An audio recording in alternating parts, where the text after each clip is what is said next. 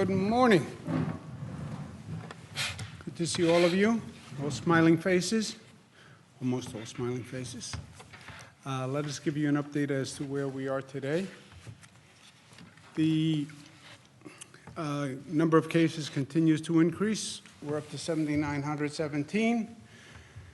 The number of people tested, again, is the highest rate in the country, and per capita higher than China, per capita higher than South Korea. We tested 18,000 people. Total tested 238,000, which is a lot of people, but remember, New York, you're talking on a base of 19 million, so number of positive cases up to 8669.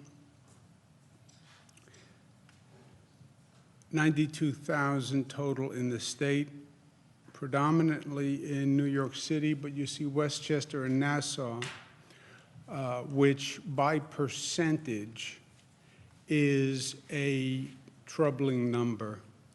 Remember, New York City is so much larger than Westchester, Nassau, or Suffolk. So those numbers are concerning, and we're watching those. You look to see in Nassau County, 1,000 new cases. Suffolk County, 1,141 new cases. That is troubling news. Number of counties, you see the entire state. Every county in the state now has reported a coronavirus case. We said it was going to march across the state. I've also made the point to my colleagues on every phone call I do with the other governors, the other officials. I say it's going to march across the country. It is false comfort to say, well, we are a rural community. We don't have the density of New York City. That is a false comfort. You have counties in New York State where you have more cows than people. New York State, don't think of just New York City. Upstate New York is a rural community. And you see that it's not just urban areas, it's suburban areas. That's Westchester, Nassau, Suffolk, comparable to suburban communities all across this country. And we have rural communities that are comparable to rural communities all across this country. In many ways, New York State is a microcosm of the United States. And that's why I believe it's going to be illustrative for the rest of this nation as to what's going to happen. Current hospitalizations, as I said, 92,000 tested positive, 13,000 currently hospitalized. That's up 1,100. 3,000 ICU patients, that's up 300, 7,400 patients discharged, that's up 1,292. That's good news. Number of people going to the hospital is going up. Number of people coming out of the hospital is going up. Number of deaths up to 2,373, up from 1941. Looking for a trend line. The trend line is still basically up. Total new hospitalizations. Trend line of ICU admissions is still up. Certainly, a couple of small deviations, but the line is up. Number of intubations is up, but if you want to take an optimistic view, you could start to see a plateauing in the number of intubations. But the statisticians tell me that's an optimistic view. Number of daily discharged is going way up. That's people going in, people going out. Challenge is still at the apex. That's what this has been all about for every system in this country now. Everyone is basically waging the same battle. Different time frames, different numbers, different percentages, but it's the same battle. When you hit the apex, which is the highest rate of infection, highest number of people coming into the hospital system, can you handle that number? Can you handle the height of the impact on the hospital system which is at the apex of the curve. We call that the battle of the mountaintop. At least I call it the battle of the mountaintop. Questions people keep asking, which are the right questions. Well, when is the apex? It depends on what model you use, what model you follow. We follow all the models. It's anywhere from 7 to 21 to 30 days, depending on what model you look at. Well, how can you have that variable, 7 to 30 days? It depends on how that model rates how effective social distancing is, right? The variable is the models that think social distancing is going to be more effective at slowing the rate have a longer time frame for the apex. Those models that discount the social distancing, they have a shorter time frame for the apex. It makes it difficult to plan, frankly, because 7 to 30 days is a long window. And we are literally planning on a day-to-day basis, deploying assets on a day-to-day basis. We believe it is closer to the shorter end of the range with our in-house people looking at the professional modeling that's being done. How many beds will you need at the apex? Between 70 and 110,000. Again, that is a broad range. Again, that's one of the frustrations trying to plan for this. Right now we have 53,000 statewide. We have only 36,000 downstate. Remember that. And this is primarily a downstate issue. So by any estimate, we don't have the number of beds, but again, we've taken extraordinary measures. Every hospital, by mandate, has to add a 50% increase, and they have all done that. We're setting up extra facilities, which we've been talking about. We've been shifting patients from downstate hospitals to upstate hospitals, and that is continuing. When does this end? You have projection models that have us hitting the apex, coming down from the apex. Models vary at how quickly you come down from the apex, but they all basically say you come down from the apex quickly. And then some models have it flattening out, but flattening out for a period of time. Models have it flattening out and continuing through the summer. How many lives lost? There's only one model that we look at that has the number of projected deaths, which is the IHME model, which is funded by the Gates Foundation, and we thank the Gates Foundation for the national service that they've done. But that is the model that suggests approximately 93,000 deaths across the country. That's the model that I believe Dr. Fauci was referring to when he said about 100,000 deaths. By that, New York would be about 16,000 deaths by that model. When we're doing this planning and we're doing our deployment, the theory is the chain is only as strong as the weakest link, right? So that's true for the hospital system. We have about, give or take, 180 hospitals that we are focusing on here in the state.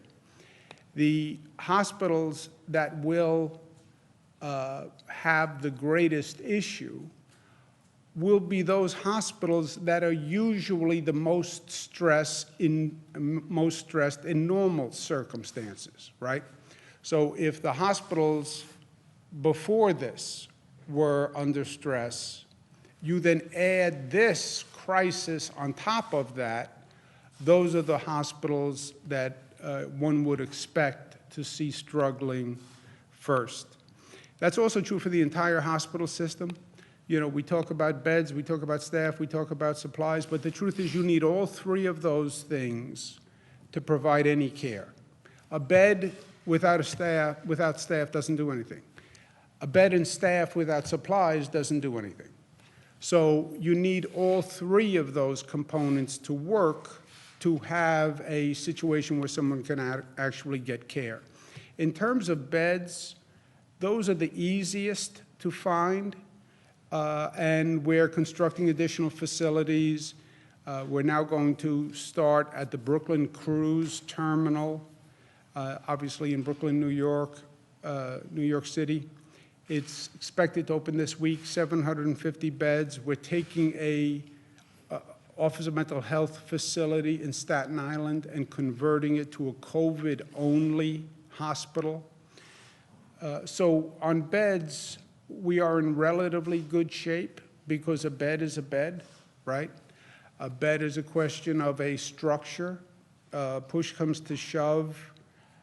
We can acquire dorms, we can acquire hotels, we can acquire physical structures with beds in them. Of those three components, beds, staff, supplies, I personally am least worried about bed capacity. We have 2,500 beds at Javits. We have 1,000 beds on the naval ship Comfort. Beds we can find. Not easy, but we can find them. The harder components are the staff and the supplies, which is what we've been talking about. On the staff, we're continuing to shift staff from the upstate hospitals that are less impacted to downstate hospitals. We've requested out-of-state healthcare workers. God bless America, 21,000 people have volunteered from out of state to come into New York State.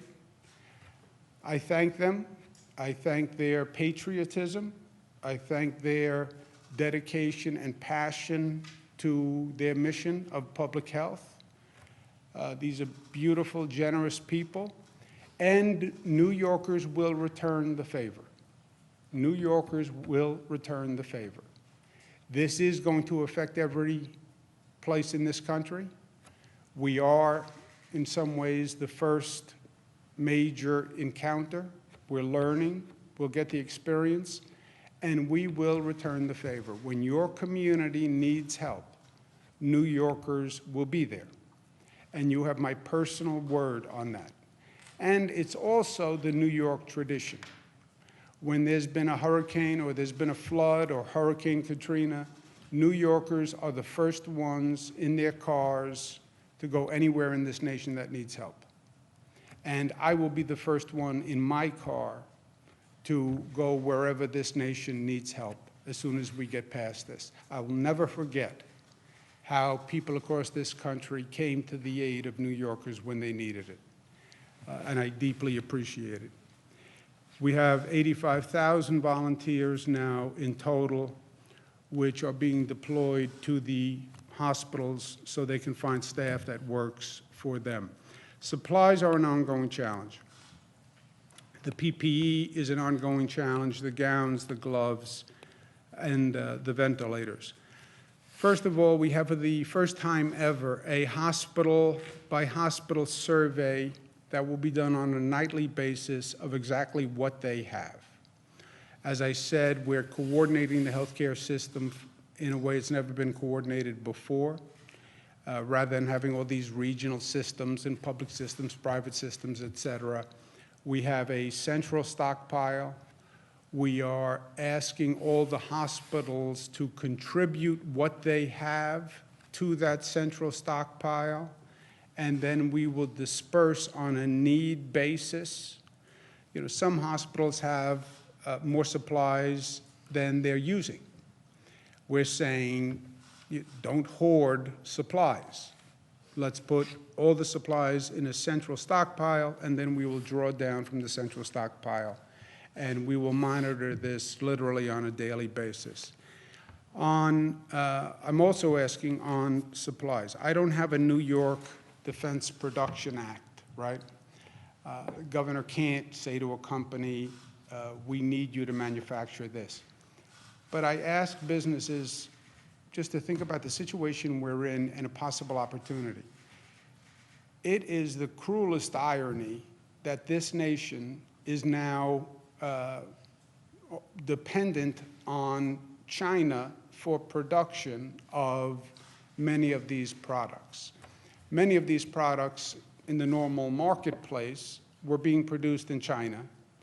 And now you have everyone shopping China for PPE, gowns, ventilators. The gowns, the gloves, are not complicated components to manufacture. The gowns are Tyvek or a paper material. If you are a manufacturer who can convert to make these products and make them quickly, they are not complicated products. The FDA lists the specifications for these products on their website. If you have the capacity to make these products, we will purchase them, and we will pay a premium, and we will pay to convert or transition your manufacturing facility to a facility that can do this. But we need it like now. You know, we're not talking about 2 months, 3 months, 4 months. We need these materials now. That's the stress. I understand that. But if you are in the garment manufacturing business, if you have machinery that can cut a pattern, you know, a coverall, you're not making a fashion-forward fitted garment, right? These are relatively straightforward components. So if you can do it, it's a business opportunity, it is a state need, it's a national need. Please contact us. We'll work with you. We'll work with you quickly. There'll be no bureaucracy, no red tape, and we'll finance. We're not asking for a favor from these businesses. We'll finance what you need in terms of transitioning, and we'll buy the product, and I will pay a premium because we need it. And this is a number for the Empire State Development Corporation, which is handling this task. In terms of ventilators, we released 400 ventilators last night to the New York City Health and Hospital Corporation. We released 200 to Long Island and Westchester. As I said, you see those growing numbers in Nassau and Suffolk, and that is starting to stress that healthcare system. So we released those ventilators last night. At the current burn rate, we have about 6 days of ventilators in our stockpile, meaning if the rate of usage, the rate of people coming into hospitals who need ventilators, if that rate continues, in our stockpile we have about 6 days. Now, if the apex happens within that time frame, if the apex increases, if the apex is longer, we have an issue with ventilators. These numbers, by the way, are also going to be compiled every night. There's a difference of opinion. How many will you need? We'll need what we need. You know, I have no desire to acquire more ventilators than we need. The way we basically are acquiring ventilators is the state is buying them. They are very expensive, and the state is broke, so I have no desire to buy more ventilators than we need. But we need what we need. If a person comes in and needs a ventilator and you don't have a ventilator, the person dies. That's the blunt equation here. And right now we have a burn rate that would suggest we have about 6 days in the stockpile. But we are taking all sorts of extraordinary measures. I've spoken to health people all across the nation. Dr. Zucker's done all sorts of research. And we have extraordinary measures in place that can make a difference if we run into a real ventilator shortage. First, we know where all the ventilators are in the state of New York, by hospital. If we have a problem in any hospital, we are going to take the ventilators that are not needed from the upstate hospitals and transport them to downstate New York or the hospitals that do need them, which again, more and more are going to be on Long Island. And then we'll return them, or we'll figure out the finances of it and make those hospitals whole.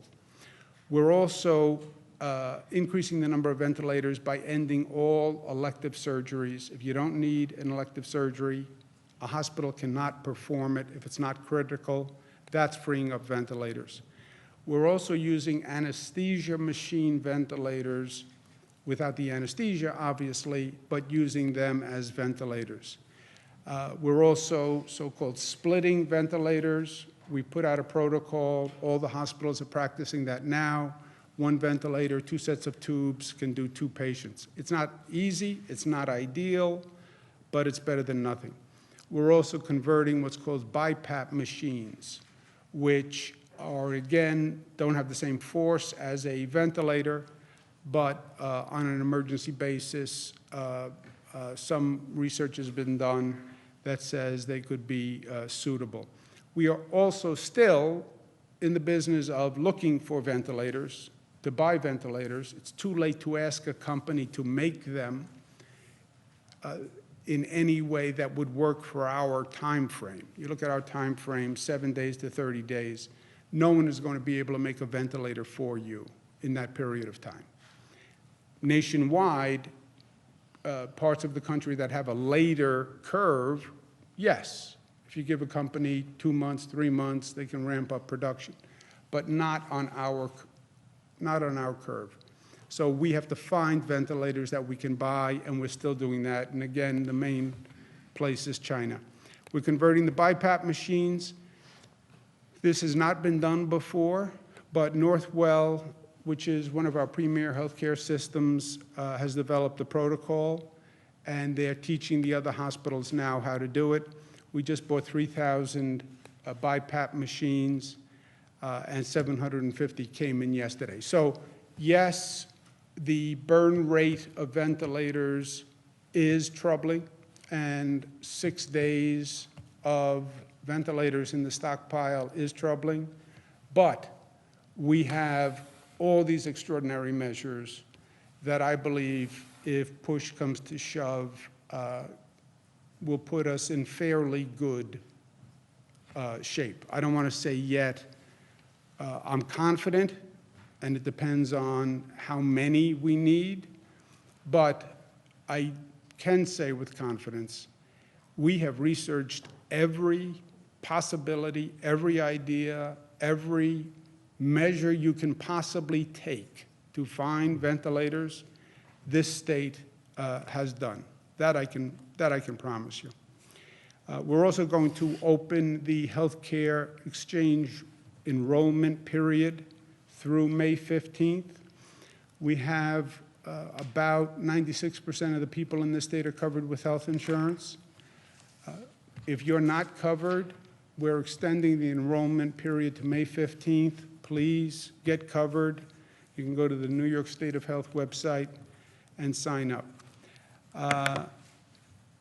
My brother, my little brother, I only have one brother, Christopher, tested positive for coronavirus. A lot of people are concerned about him, obviously, people in my family, but even beyond that. You know, New Yorkers are very compassionate, and many people ask me about Chris and how's he doing, not just for himself, but we keep talking about this coronavirus. I'm afraid of it. I'm anxious about it. What does it actually mean? Okay, your brother has it. How's he doing? So a lot of people ask me that question, and I talk to him quite frequently, and he is doing okay. And I checked in with him this morning and asked him how he was feeling, and he was up and spry and much his normal self. I invited him to join us for a couple of minutes if he was up to it this morning. And I think he said that he was in a position to join us. And I asked him to join us by video if he's available.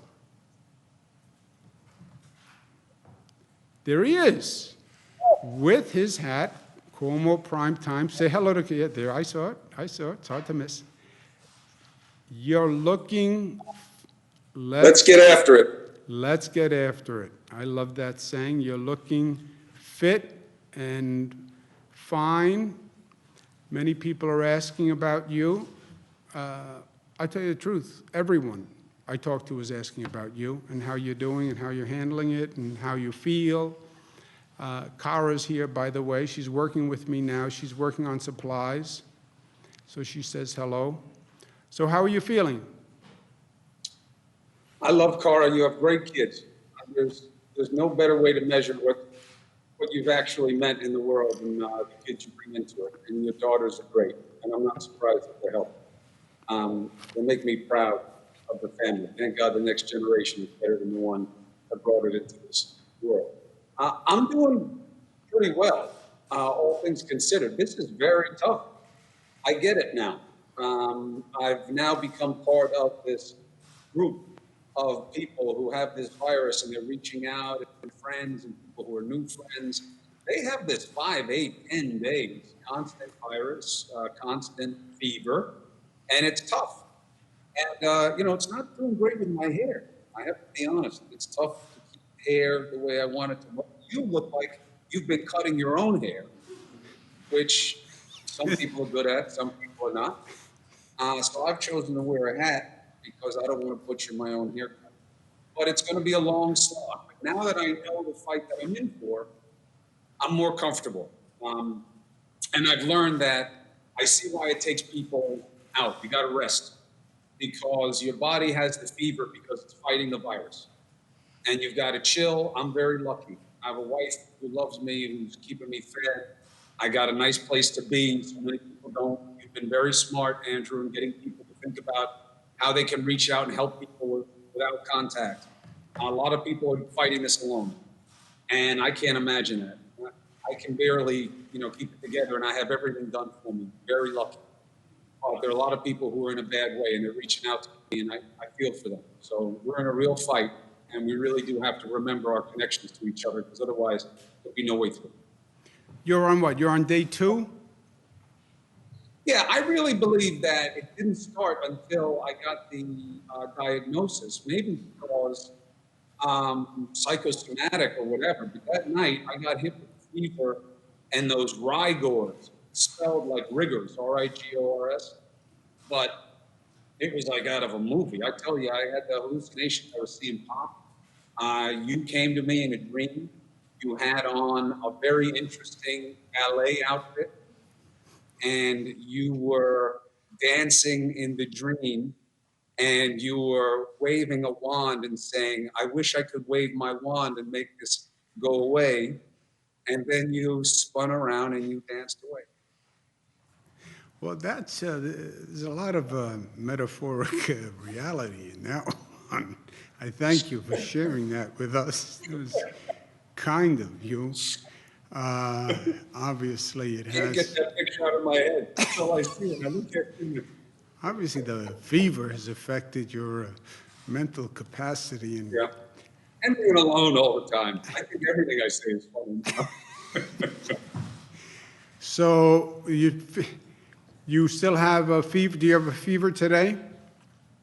I have a fever right this instant, Governor. Really? Well, you look good. Oh, yeah. I have to tell you, comparatively, you look good. Well, first of all, I appreciate that. I must point out to your audience that you have expressed concern about how I look after today's appearance several times. And you didn't like my hair. You thought that I was giving a bad look of survival of the virus. No, look, I think I'm doing okay. Good. You look good. You sound good. I know that sometimes we joke. I'm not going to do that today. Rule 1 is never hit a brother when he's down, and you're literally in the basement. So I'm going to refrain from any rebuttal today. I don't know, Andrew. I have to tell you, this is probably your best chance. Because when I'm healthy, you know what happens when we go toe-to-toe and I'm healthy. So really, if I were you, now's the time to strike. Yeah, but see, that's You may get sick, but Yeah. I would come for it now.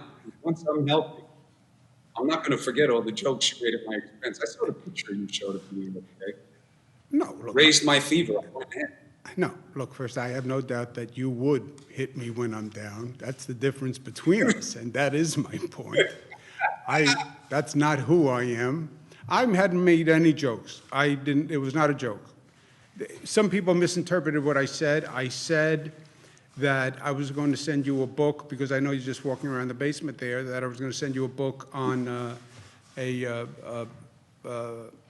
beginner's guide to striped bass fishing. But that's only because, you normally fish for porgies, and it's totally different to fish for striped bass than porgies. I was never saying anything that was in any way offensive.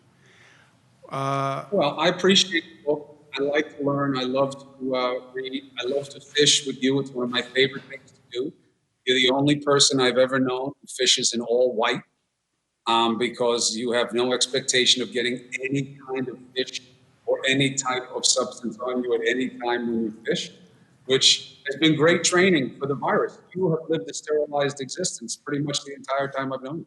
Yes, I believe you can fish and still stay neat and clean. I'll tell you this. I love these press conferences. I think you should have one every day. Yes, I have been. I know you haven't noticed. Oh. Yes. Sorry. Yes, it's sort of like the way you have a show. Yes, I do a briefing. You have Cuomo prime time, I have Cuomo all the time. That's the difference. Yeah, I The see hats that. are available, by the Yes, way. it is a good-looking hat. And 1 hour a day. I work 23 hours a day. That's like the mathematical balance. But You anyway, need you to. You have to keep the state. Yes. That's your job. that's my job. I do believe this is going to be a great public service in a ironic way. People are curious about coronavirus. What does it mean? What happens if I get the virus? You living it, showing it, doing the show, reporting on how you feel, reporting on what you're doing. I think it demystifies this. It takes a lot of the unknown out of the equation.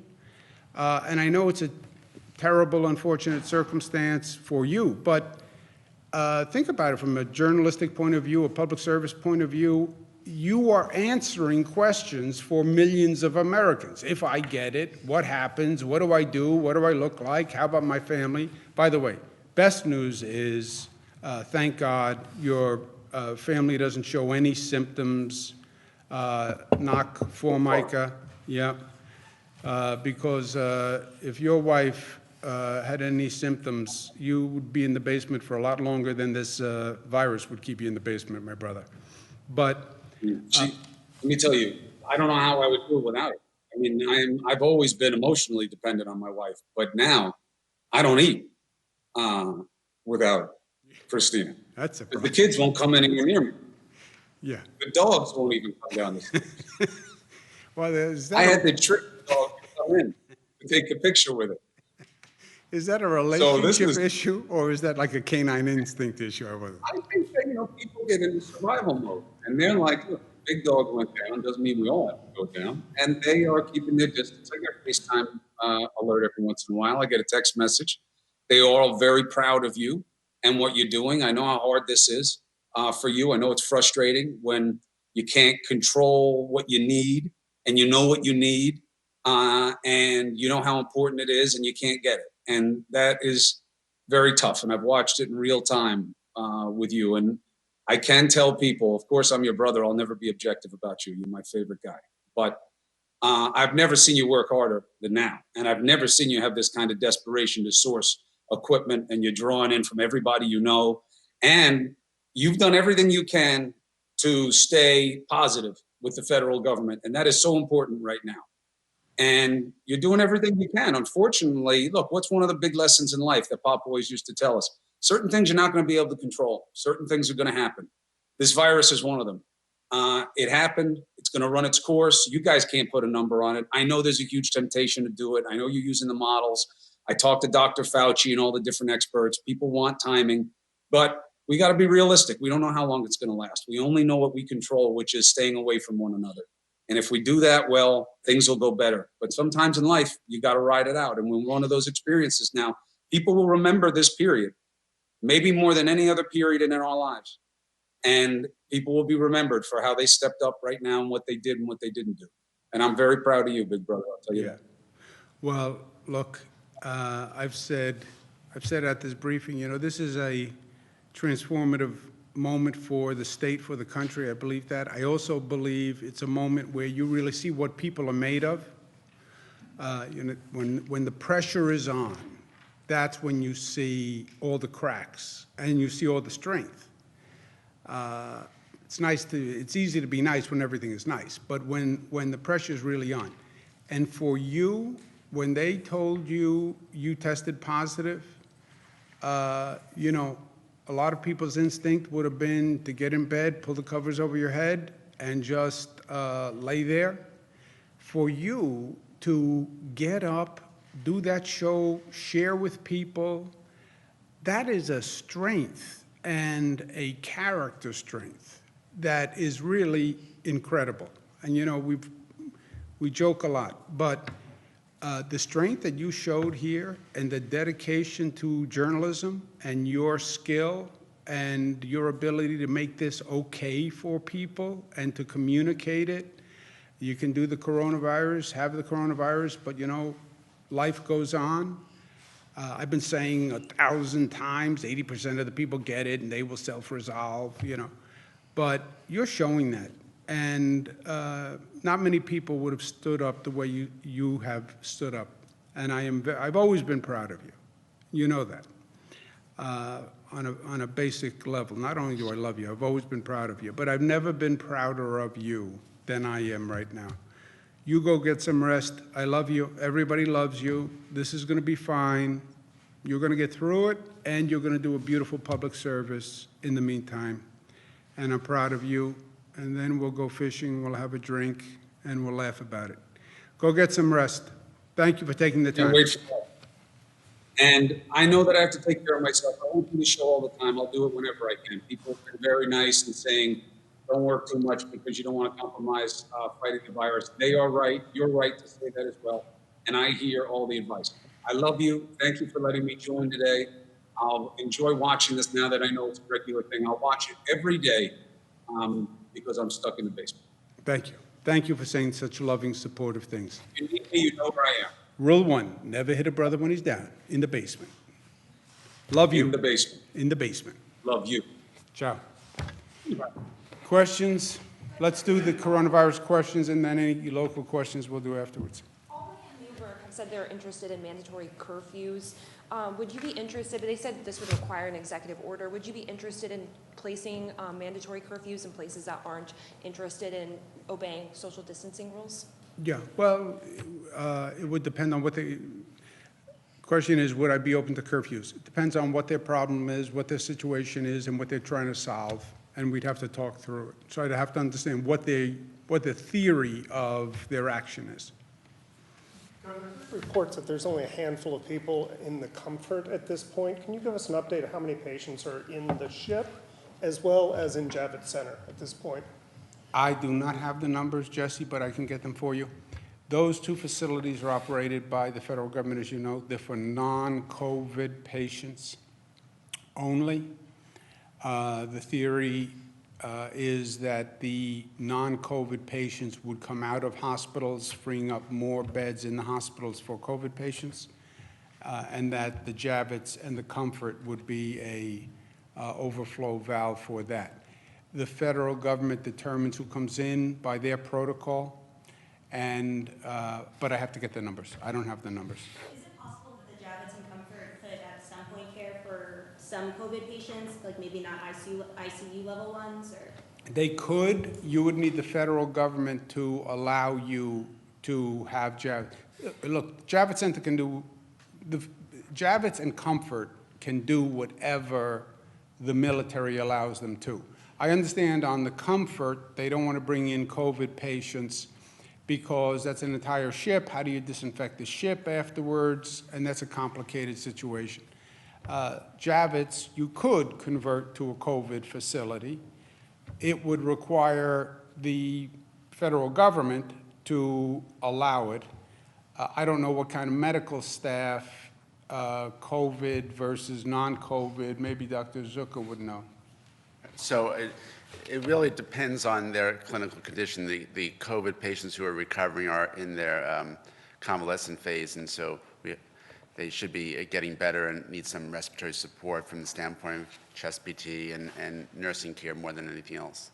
And the non-COVID patients, obviously it depends on what their medical condition is, but obviously those individuals would have to be in relatively stable condition. Governor, there are reports out of China that the coronavirus cases and deaths might not be accurate. I'm just wondering if that's true, if that would have any bearing, any impact on the models and the projections that we're using in the United States. It's an interesting question. Part of what, we do not do the models in-house, right? We review the models, but we don't do the models. We have McKinsey does models, Cornell Weil does models, et cetera. It's a whole art form unto itself. The modelers will tell you they use Wuhan data, especially when they're trying to calibrate the rate of spread and the effect of social isolation. But they also have a lot of data post-China that they are relying on. You have South Korea, you have the rate of spread now here. So you raise a good point. If the China data was wrong, might it influence the model? Yes, but the model isn't solely dependent on that data either.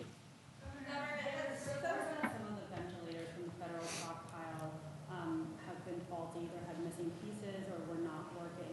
Did New York receive any faulty ventilators? Did New York receive any faulty ventilators from the federal government? We've received, the state overall, the city and the state, received 4,400. We have distributed many of them. I have not heard of any faulty. I haven't heard of any. So I think the issue is, and this was an article in the LA Times out in California, it was reported that some of the ventilators that were sent to them by the federal government were faulty. And the explanation is apparently you have to run ventilators ever so often. It's not unlike a car battery, not that this is my particular area of expertise, admittedly. And so that was what they chalked that issue up to. In New York, when we saw that report, we began to review our own stockpile, and we're in the process of doing that now of the ventilators we got from the feds, and we haven't seen a problem so far. Are you expecting any more ventilators from the federal government at this point? Have you been informed that You there's know, more on the way, or? The federal government is very aware of our situation. I spoke to the president this morning. I worked with the vice president, the White House staff, et cetera. I don't think the federal government is in a position to provide ventilators to the extent the nation may need them. You know, I don't think it's a question that this federal government has ventilators that they're not distributing. They may have ventilators that they're not distributing now, on the same theory that I'm not distributing all of our ventilators now, because you have a stockpile, right? State has a stockpile, federal government has a stockpile. Concept of a stockpile is you stockpile until you need it. But I don't know if they have more in the stockpile. I know that the ventilator availability is just a problem for everyone. You have 50 states competing for it. You have the federal government trying to buy it. I don't know what their capacity is in their stockpile, but I wouldn't at all be surprised if they don't have enough in their stockpile to provide for all the communities that need it.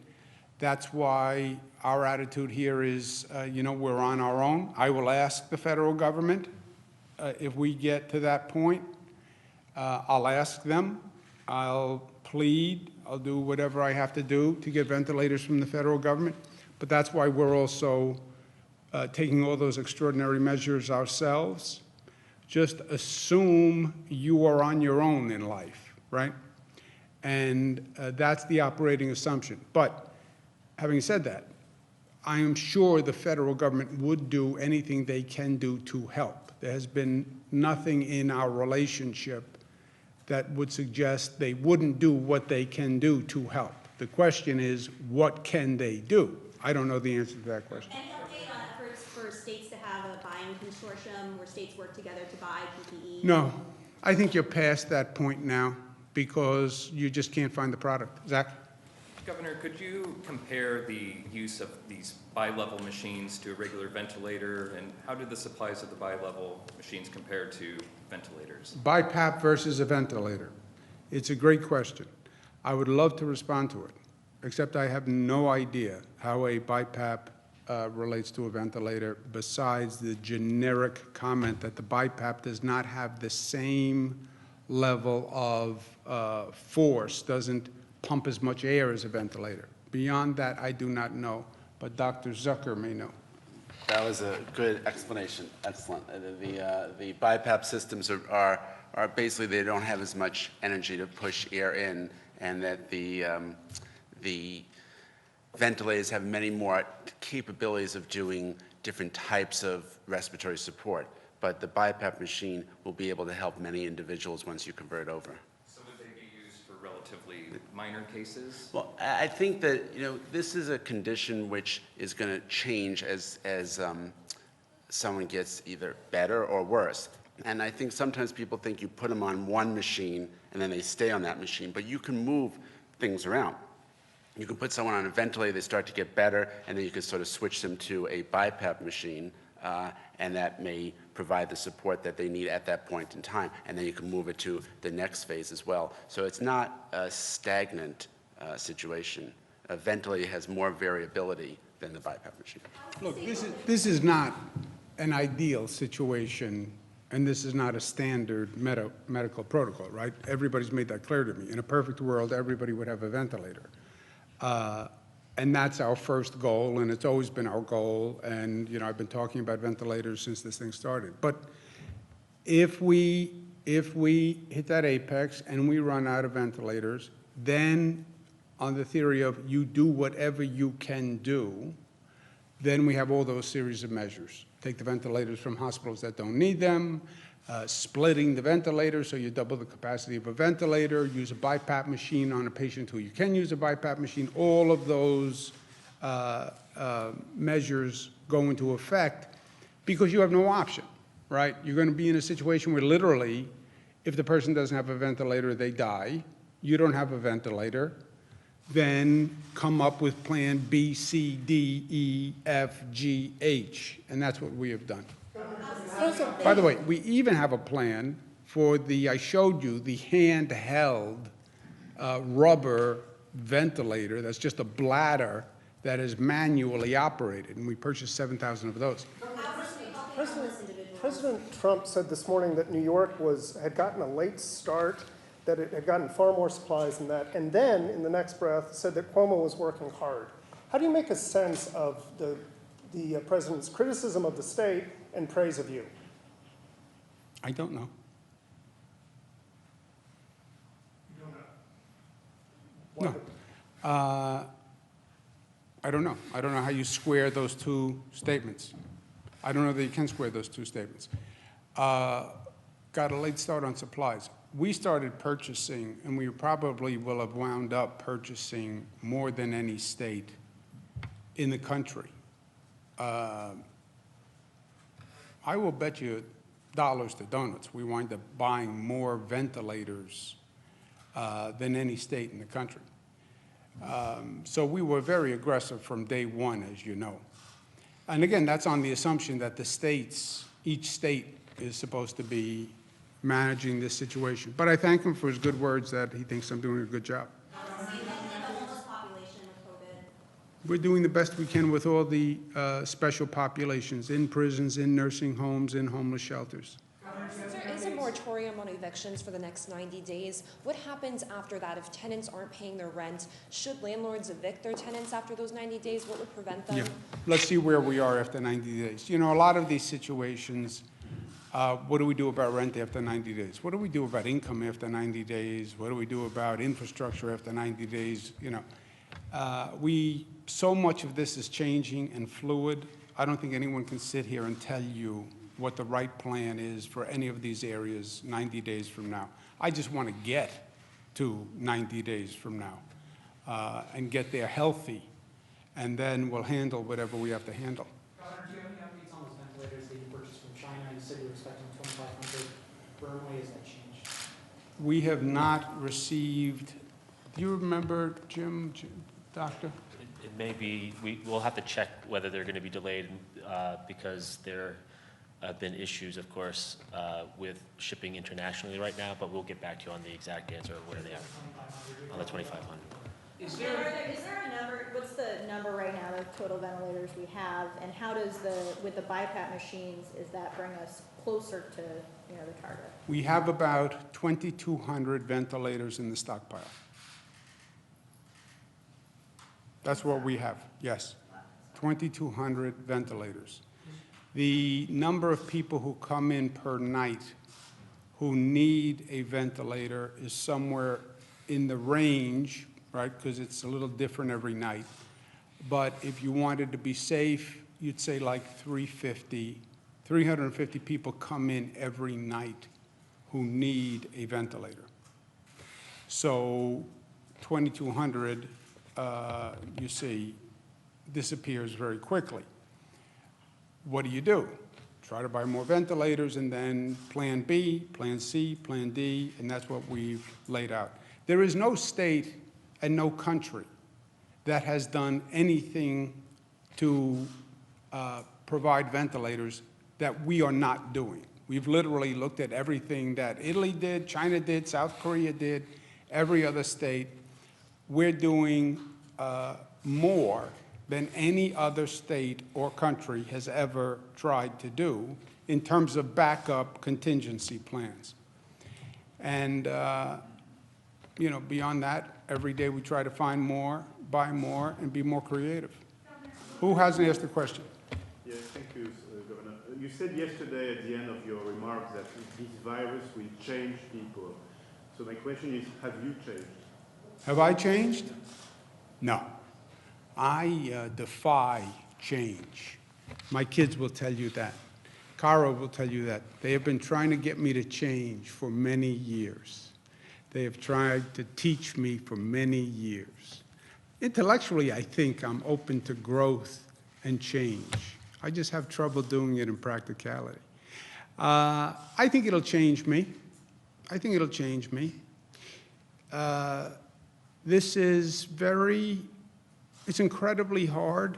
It's incredibly difficult. My brother touched on it. I take my job very seriously, and I take my responsibility very seriously. And I don't make excuses. I don't, if I fail, I fail. If something breaks or something doesn't work, that's on me.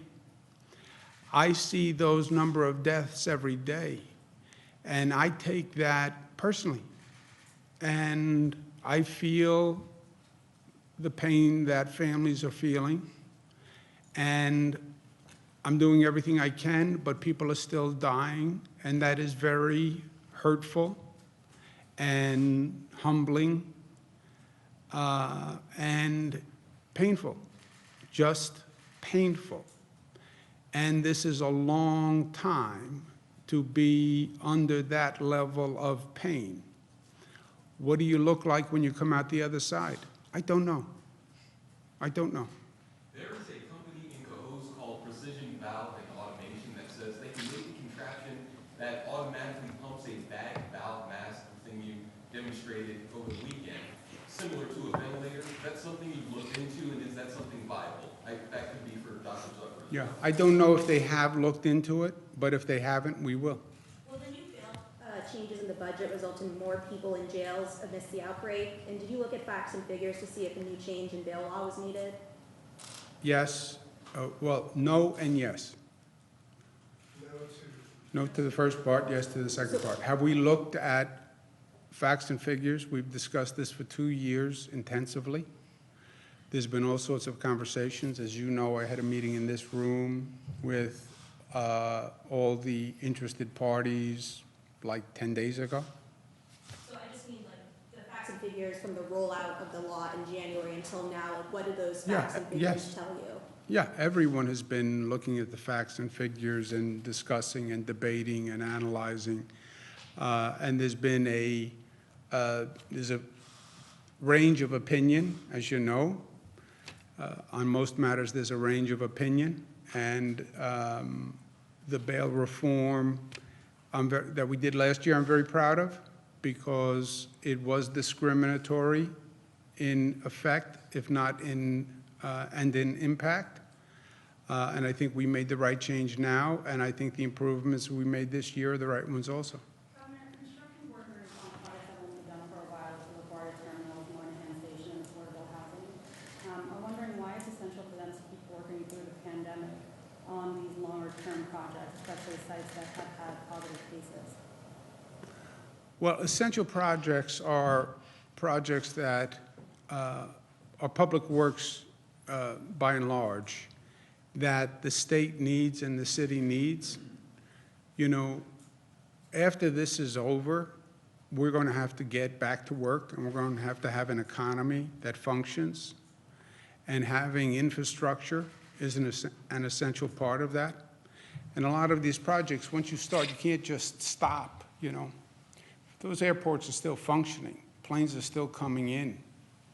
And LaGuardia is a whole configuration of physical barriers and alternative routes pending construction. So a project like that would be very, very difficult to freeze and then unfreeze. Anyone who hasn't answered a question? Okay. There's a fail-safe for the Emergency Bond Act, or for the Bond Act for Restore Mother Nature. How do you make the decision on whether or not to pull the plug on that and on sending it to the voters? It's basically on finances, so I would ask Robert Mejica what he thinks. We're going to look at access to the market. Access to the market is pretty limited right now. We're going to be borrowing to deal with the short-term revenue shortfall. But by next September, next October, we'll look at the state's finances at that point, look at our access to the market, and then make a determination then. How likely do you think it is that you do have to pull the plug on it? It's hard to tell how likely is it going to be that the economy is going to return to where it is next October. It's your guess. What's the number in the total of short-term borrowing at this point? Is it 8 billion? Is that what we're looking at? We're not sure yet, right? We're going to look at what the market will allow us to borrow, how much we have in reserve, and make that determination at this time, right? The shortfall between April and July 15th is $10 billion. So it'll be somewhere between, between that number. We have some access to reserves that we have, so we'll make the determination then. I'll tell you this. That the legislature and the executive got this budget or getting this budget done with all the initiatives that are in this budget is an extraordinary feat of government accomplishment. And I praise Speaker Heastie and Senate Leader Andrea Stewart-Cousins and every member of the legislature. You know, it would have been very easy to say, oh, this is an extraordinary year. Let's just do the bare minimum and go home. They said the opposite. They said we have a lot of needs. There are a lot of issues that need to be addressed, and they stepped up to the plate and they did it. You look at that list of initiatives that are in this budget, you can put that budget against any budget that I have done in any normal year, and it would be a great budget. That it was done this year is really extraordinary. So I praise them for that. Anything I said that wrong, incorrect, misstated, don't be shy, now is the I would time. just make the point that on bail, while there are additional crimes that are bail eligible, that's what they are, bail eligible, so it doesn't necessarily mean that it's going to translate into more people. And I believe the effective date is 90 days from now, so it takes into consideration the current circumstance that we find ourselves in. There were 115 crimes that we moved to be alternate to bail eligible, so things like remote tracking and treatment and other things. So there was a heavy emphasis on that as well in the bail reform bill. Thank you, guys. Stay safe. Stay safe. Social distance. Did the who, I'm sorry? MRT recommendations, do you know when those are going to be released? Did the MRT recommendations get Many of the delayed? MRT recommendations were or are in the budget, which will be enacted if the legislature votes for it. We have the ability to delay them in the budget. So so the effective dates can be changed. Should absentee voting be expanded for the June primary? Something we're looking at. Happy birthday to you. Happy birthday to you. 18 years old again. Happy birthday.